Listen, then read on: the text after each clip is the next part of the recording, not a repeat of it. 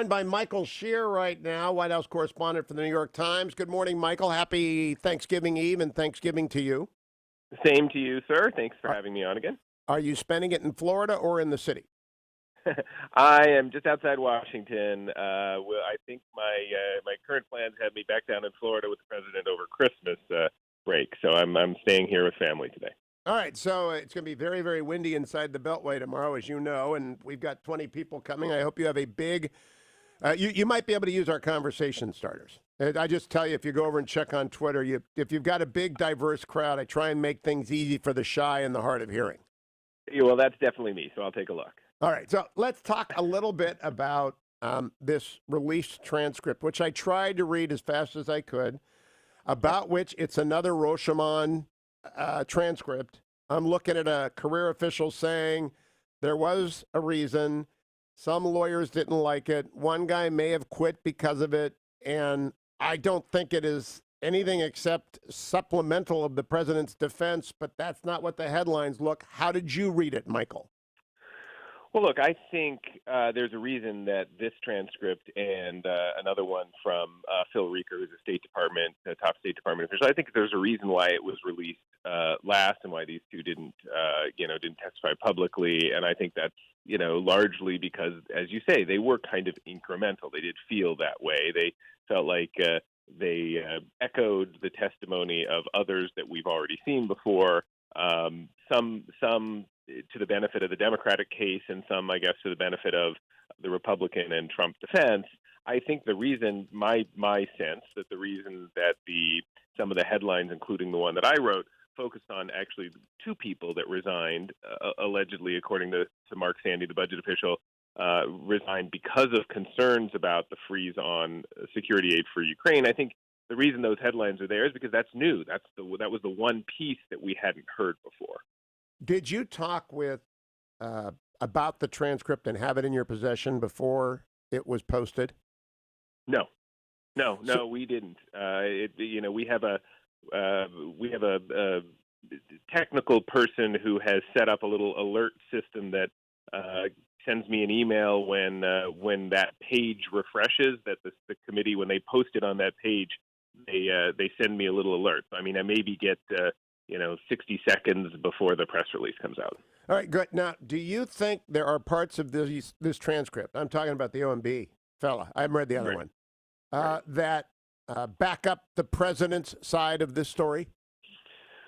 Well, I mean, so the one part I think that some people have focused on and that I think, if you were a defender of the president, you might point to is, the president has said publicly, and some of his defenders have said publicly, that the reason that he held up the aid was because he was concerned that European countries, in his mind, weren't paying enough. That there was an imbalance between what the United States, the military support and financial support the United States gives to Ukraine vis-a-vis the sort of other European countries. And I do believe that there was some testimony by Mark Sandy, the OMB official, to the extent that when people were looking for rationales, well, why is this money being held up? Stop.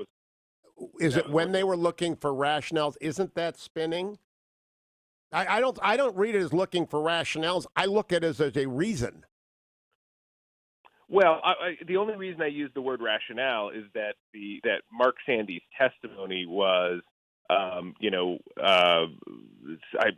to get this not 100% correctly, but he used, I believe, the word rationale in saying that all through late July and all through August, that he and other officials were looking for rationales, were looking for somebody to explain to them why it was that the money was being held up. And he was asked, did you get an answer? And he said no.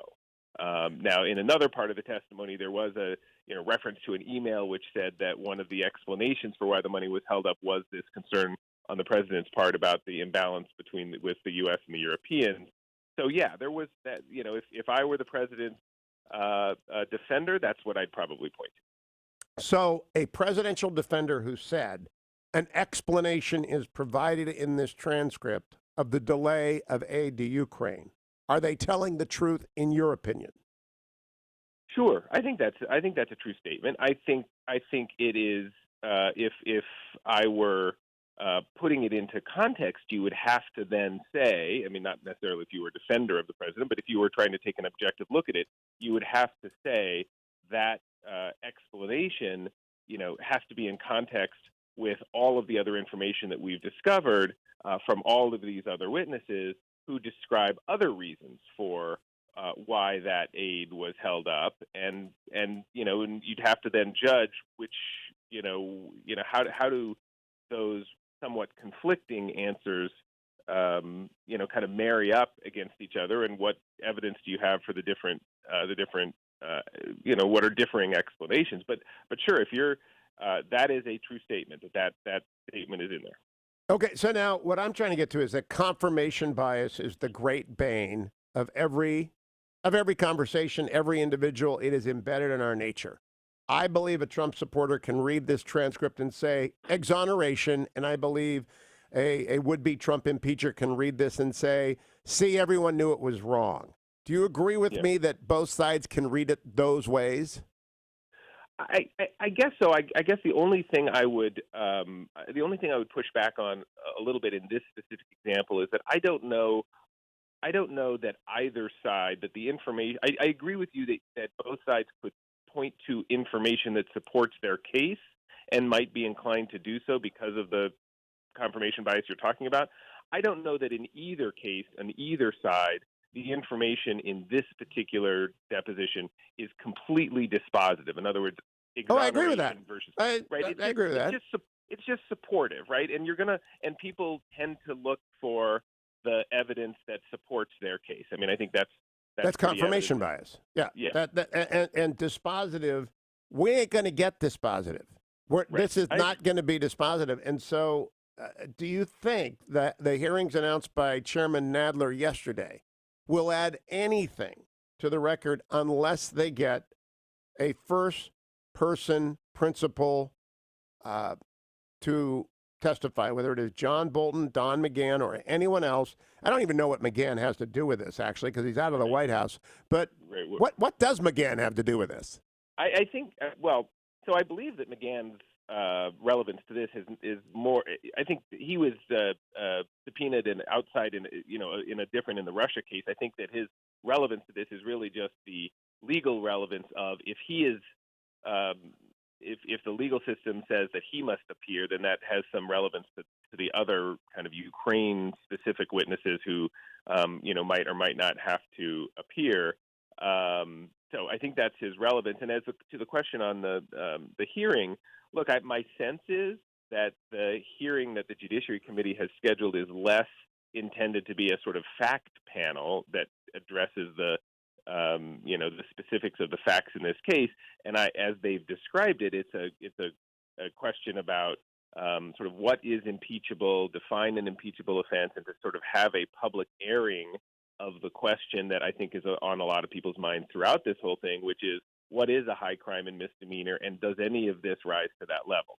That seems to be what that hearing is supposed to be about. Now, it seems to me that there are wonderful scholars like Neil Katyal on one side and John Eastman on the other side that have written extensively about this in the Federalist paper, that this hearing is really about getting some video and audio of the members for their show that they've got to run at home on their campaign to reelect, that they just need some ads, and that we're going to have a deepening polarization. Do you think anybody that is there anything that you've heard that promises to be a new witness before the House Judiciary Committee? Nothing that we've heard so far. No, I mean, I think we've all followed along at the sort of kinds of people that you mentioned, the Boltons and the Mulvaneys and the people who perhaps do have something to say because of their seniority inside the White House and because of the meetings and conversations that they participated in. There's no indication that those people have changed their mind and are going to come. And as you say, look, the Judiciary Committee is one of the most highly polarized committees in the Congress. There are very, very, very liberal members and very, very conservative members, and it tends to be a committee, a platform for people to, air out their differences, not something where they all come together. I agree, and I hopefully it will be the committee performance that allows Doug Collins to become the next senator from Georgia if Brian Kemp Doesn't make the easy one hard.